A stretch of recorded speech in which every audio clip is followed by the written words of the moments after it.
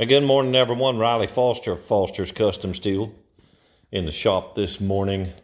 Actually went out to Lowe's and picked up some supplies. Ouch. That's all you can say. Prices on everything have gone through the roof. I got a quart of some stain and some stuff you could fit in one bag and carry out. A couple of Portaband blades was $174, and all you can say is ouch. So last night and the night before we had our classes. Shop needs to be cleaned up, but hey, we had a couple of really good welders in here. And one young man had never put a welder in his hand and got some experience, and he's thinking about going to take classes. So I'd call this first set of classes success. We've got people signed up for October the 24th and the 25th is the next two nights. That's from 6 o'clock to 8 o'clock. And I've already got 3 people signed up, and I'm taking 3 at a time. I was going to take 4 at a time, but it seems to work out 3 at a time. I can divide my time up equally, and they get hands-on. But this morning, I've got a job to do, and it is, you can see that is a 20-foot length of 1-inch square tubing. And it is 16 gauge square tubing. And I'm going to show you this morning on how I turn that into that. I'm going to build an archway for sale. And then I've got to do a project for my sister in West Virginia, Kathy. Thank you so much for all you've done for me. And I'm also going to do an aluminum, roll a piece of 20-foot aluminum because I've got a job that needs to be done for a customer. So I'm going to put this on pause a second, step outside and show you how I turn that into that roll on a very old machine. I made this machine, oh Lord, 30 years ago. It's had to have a few modifications, but it works really well. Hopefully it won't make me a liar and break today. So hold on, guys, give me just a minute and I'm going to get it set up on the tripod and let you see what I'm doing. All right. Hey, remember to like and share and comment. Reach down and give me a thumbs up and hit that bell for notification. This may look like an apparatus out of 1800s without the motor, but that motor came off of a garage door opener over at Duke University 30 years ago. Some guy gave it to me. And it's a gear motor, obviously. These pillar block bearings, my brother Rush gave to me. I have no idea what they came out of, but that's, again, 30 years ago. The jack, I had a Ford Ranger, and this is when I was Poe. Now, the difference between Poe and poor is Poe, you got nothing. So, this was the jack out of my Ford Ranger that I screw down and add pressure with the center roller, and I'll show you how this thing works in just a minute. So this can kind of give you an overview of what it is. This I put on here, the gauge that goes down and tells me how far down, but it is useless because it just, I don't need it. I use a tape measure to get my size and stuff. So hold on one second and I'll get this thing cranked up and running. All right, guys, I got this set up.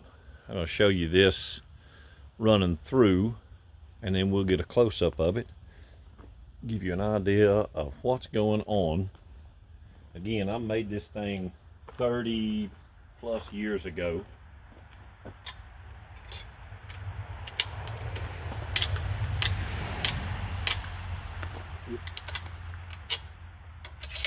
And what that does is that adds pressure to the top of this tubing.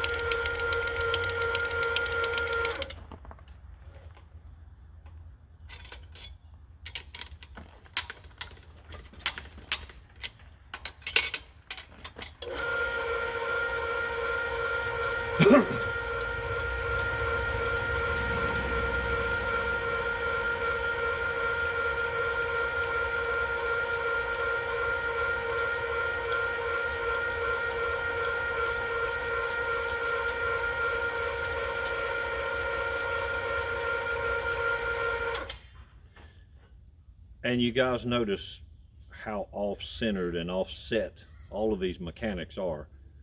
Every bit of this was built before I had the capabilities to do machining, or you wouldn't see that pulley working back and forth, and there would be better adjustments and stuff like that. So that's why it looks like it's off as Noah's Ark, I guess.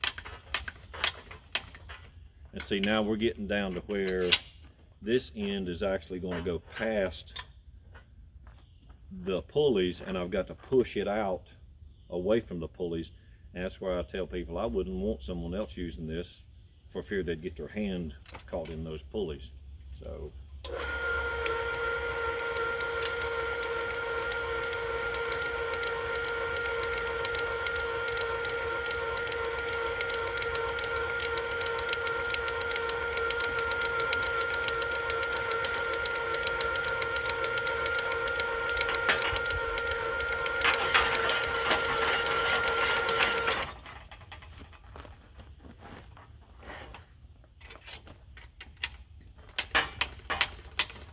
alright, now we're getting down to where it doesn't hurt to take measurements. I want this to come down to 48 inches, and we're at 5'1", and that's 5 cranks. And again, I know about what it takes, so once I get down the next one, I'll start reducing the amount of cranks.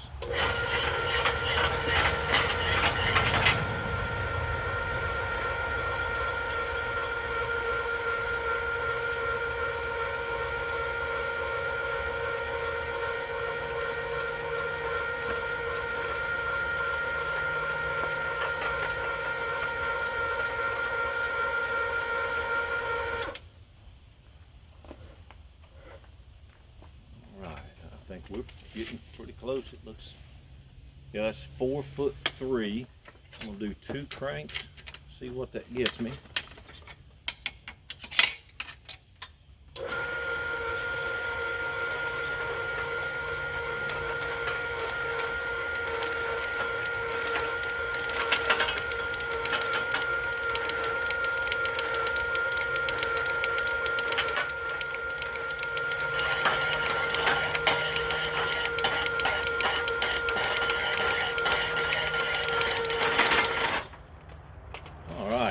Believe 1 crank will go back. I think that might get it.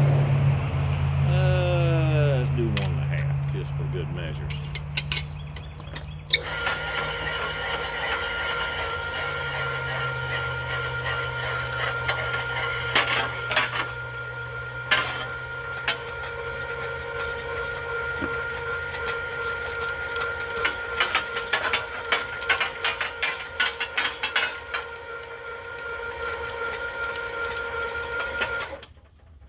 I believe that's pretty close. Oh, we're still need to go down. I like getting these archways exactly 4 foot because that fits into my trailer when I take it to art shows and stuff like that. And 4 foot is a good width for an archway that you can run a wheelbarrow through the garden or buckets of whatever. So that's why it's 4 foot. And plus I get the maximum amount of archway for the minimum amount of steel.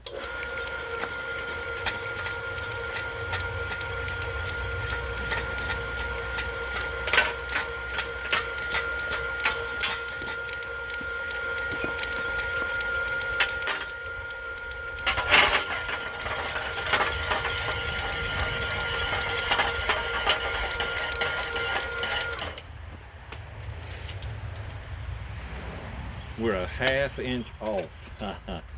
Now I'm going to probably take it back just a little bit further past 4 foot because it's easier to pull it out. A 1/2 inch, you ain't pushing it in a 1/2 inch. That's what the machine does.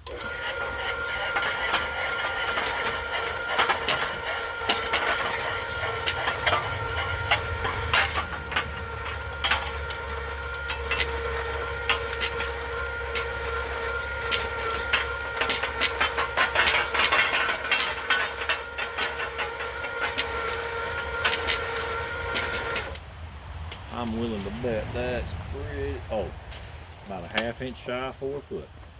So guys, that'll give you an idea of how I roll tubing. I'm going to roll a piece of aluminum next for a sign job that I'm doing, but we're 11 minutes in. So this will give you an idea. I'm going to back up here. I'm going to put the sun face right in the middle there. Look at that. Yeah. So with this piece of equipment, as old as it is,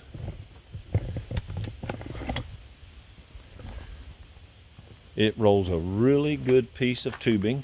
Now you can see it bounces and jumps and bobbles. There's the double switches I hooked up. Actually, I had an old buddy of mine wire this for me. I remember now. But again, it bounces and jumps and clunks and bangs, but it rolls 16 gauge tubing really good. So guys, remember, if you would, reach down there and give me a thumbs up on these videos. Remember to give thanks and always have a great day.